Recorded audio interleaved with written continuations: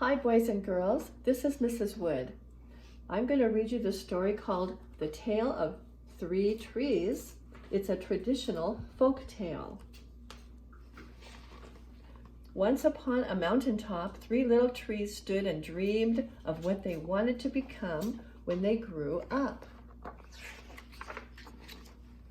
The first little tree looked up at the stars, twinkling like diamonds above him.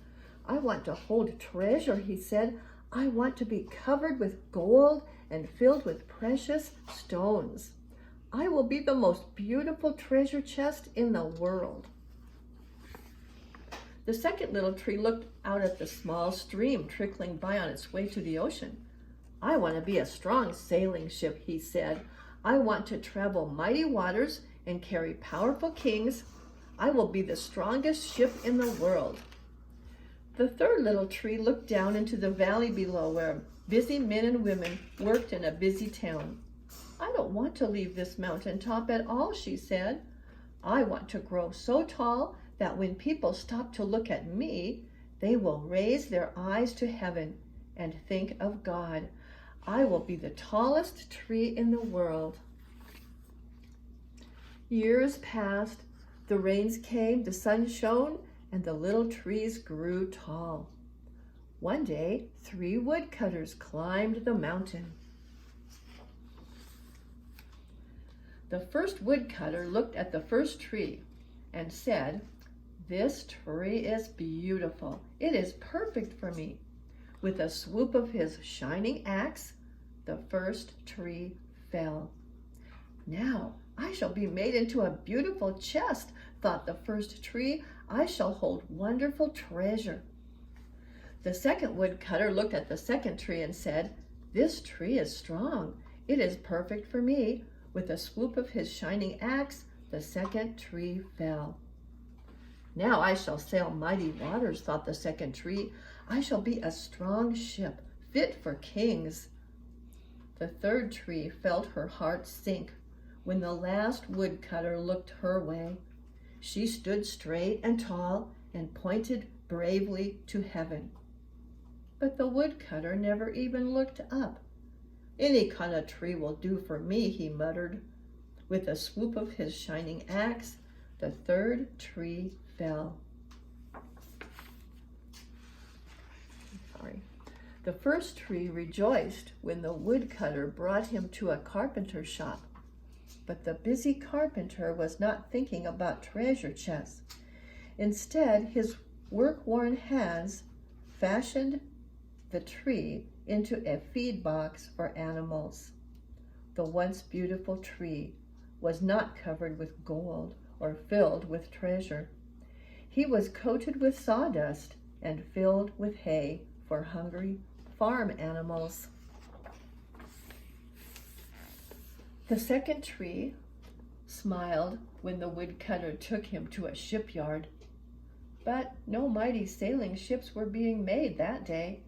Instead, the once strong tree was hammered and sawed into a simple fishing boat, too small and too weak to sail an ocean or even a river. He was taken to a little lake. Every day, he brought in loads of dead, smelly fish. The third tree was confused when the woodcutter cut her into strong beams and left her in a lumber yard. What happened? The once tall tree wondered. All I ever wanted to do was stay on the mountaintop and point to God. Many, many days and nights passed. The three trees nearly forgot about their dreams. But one night, golden starlight poured over the first tree as a young woman placed her newborn baby into the feed box. "I wish I could make a cradle for him," her husband whispered. The mother squeezed his hand and smiled as the starlight shone on the smooth and sturdy wood. "This manger is beautiful," she said. And suddenly, the first tree knew he was holding the greatest treasure in the world. One evening, a tired traveler and his friends crowded into the old fishing boat. The traveler fell asleep as the second tree quietly sailed out into the lake. Soon, however, a thundering and thrashing storm arose. The little tree shuddered. He knew he did not have the strength to carry so many passengers safely through the wind and rain. The tired man awakened. He stood up, stretched out his hand, and said, "Peace, be still." The storm stopped as quickly as it had begun, and suddenly the second tree knew he was carrying the King of heaven and earth. One Friday morning, the third tree was startled when her beams were yanked from the forgotten woodpile. She flinched as she was carried through an angry, leering crowd. She shuddered when soldiers nailed a man's hands to her. She felt ugly and harsh and cruel. But on Sunday morning, when the sun rose and the earth trembled with joy beneath her, the third tree knew that God's love had changed everything. It had made the first tree beautiful.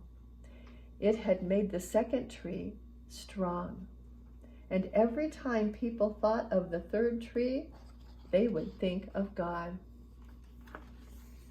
That was better than being the tallest tree in the world.